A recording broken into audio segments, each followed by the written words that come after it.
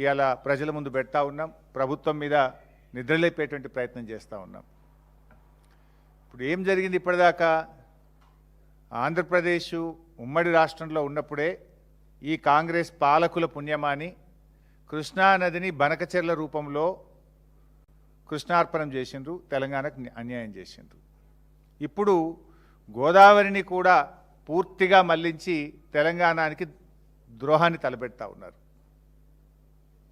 సరే, ఆంధ్రప్రదేశ్ ఆ ప్రయత్నం చేస్తే అడ్డుకోవాల్సింది. ఎందుకంటే మనం రాష్ట్రం సాధించుకున్నాం. ఆనాడు ఉమ్మడి రాష్ట్రంలో అంటే పాలకులు వాళ్ళే అయింది కనుక కొంత అర్థం చేసుకోవచ్చు.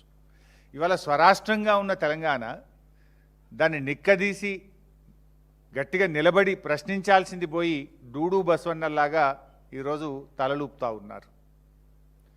మీకు తెలుసు ఇప్పటిదాకా ఏం జరిగిందో, మీకు కూడా తెలుసు.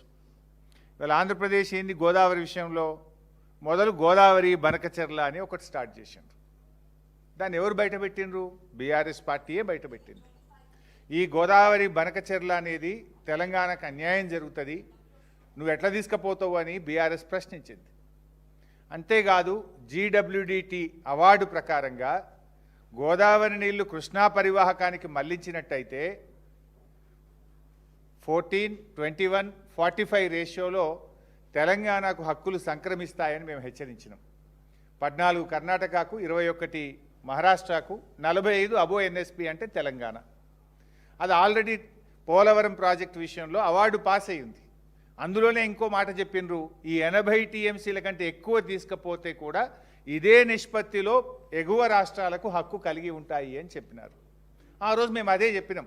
గోదావరి బనకచెర్ల అంటూ చేస్తే మాకు ఎగువ రాష్ట్రమైనటువంటి తెలంగాణకు మాకు ఆ హక్కులు ఈక్విటబుల్ రేషియోలో మాకు ఇవ్వాల్సి ఉంటుంది అని బీఆర్ఎస్ హెచ్చరించింది. ఈ రాష్ట్ర ప్రభుత్వాన్ని నిద్రలేపినాం. సరే, వీళ్ళు ఏదో పోయి కోర్టుల కేసు వేసిండ్రు, అది రిట్ వేస్తే డిస్మిస్ చేసుకున్నారు, మళ్ళీ సూట్ వేసిండ్రు, ఆ సూట్ ఇంతవరకు రానేలే. అది వీళ్ళ నిజాయితీ. సో ఎప్పుడైతే బీఆర్ఎస్ ఇది లేపిందో దాన్ని మళ్ళీ వాళ్ళు ఏం చేసిండ్రు? రెండవ ప్రయత్నము, లేలే బనకచెర్ల కాదు, ఇప్పుడు నల్లమల్ల సాగరు అని కొత్త కథ పెట్టాడు. ఎందుకంటే కృష్ణలో కలిస్తే ట్రిబ్యునల్ అవార్డు ఉంది కదా, కృష్ణాలో కలవకుండా ఒక ఫేజ్ తగ్గించి గోదావరి నల్లమల్ల సాగరు అని రెండవ ప్రయత్నాన్ని వాళ్ళు చేపట్టినారు. అప్పుడు బీఆర్ఎస్ మళ్ళీ పోరాడింది. మేము ప్రజెంటేషన్ ఇచ్చాము ఇక్కడనే. అసలు గోదావరిలో సర్ప్లస్ వాటరే లేదు. భారతదేశంలో సర్ప్లస్ వాటర్ మీద డిపిఆర్లు కన్సిడర్ చేయబడవు. ఈ దేశ చరిత్రలో సర్ప్లస్ వాటర్ మీద సెంట్రల్ వాటర్ కమిషన్ ఏ ప్రాజెక్టుకు కూడా అనుమతి ఇవ్వలేదు. అండ్ గతంలో ఎన్డబ్ల్యూడిటి సమావేశాల్లో సర్ప్లస్ వాటర్ లేనే లేదు గోదావరిలో అని స్పష్టంగా కేంద్రం చెప్పిన విషయాన్ని BRS బయటపెట్టింది.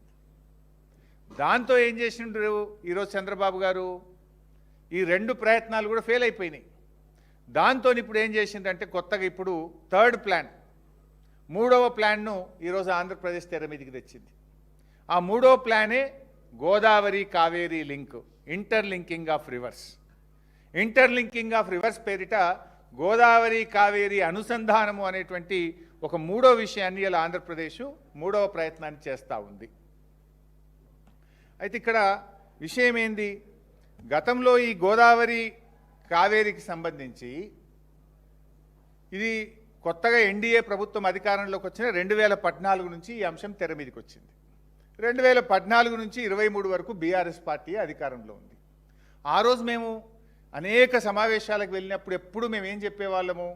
Interlinking of reverse okay, ముందు మా రాష్ట్ర అవసరాలు తీరిన తర్వాత ట్రిబ్యునల్ మాకు కేటాయించిన 968 టీఎంసీల ప్రాజెక్టుల టీఏసీ క్లియర్ అయిన తర్వాతనే ఇంటర్లింకింగ్ ఆఫ్ రివర్స్ మాట్లాడండి.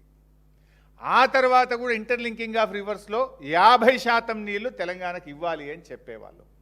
మూడవది, ఆ ఇంటర్లింకింగ్ ఆఫ్ రివర్స్ తెలంగాణలోని ఇచ్చంపల్లి ప్రాజెక్టు లేదా సమ్మక్క బ్యారేజ్ నుంచి ఆ నీటిని వినియోగించి ఎన్ఎస్పికి కలపాలని అనేక సమావేశాల్లో బీఆర్ఎస్ ప్రభుత్వం పోరాడుతూ వచ్చింది.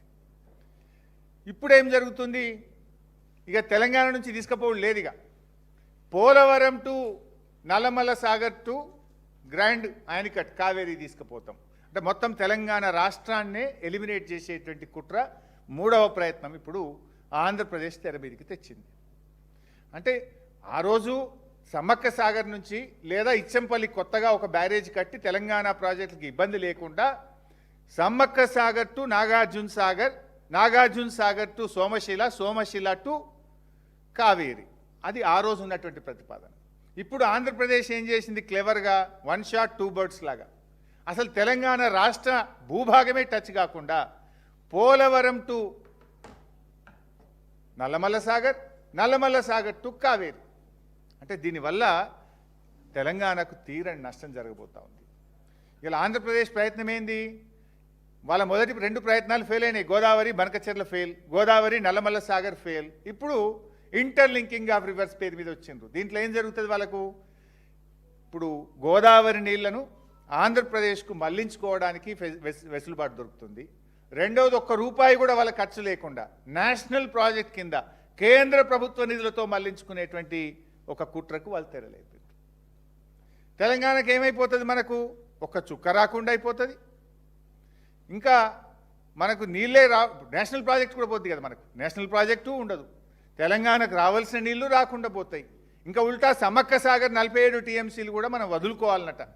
దీనికి డూడు బస్వన్న లెక్క ఈ రేవంత్ రెడ్డి, ఈ ఉత్తమ్ కుమార్ రెడ్డిలు తలలుపుతా ఉన్నారు.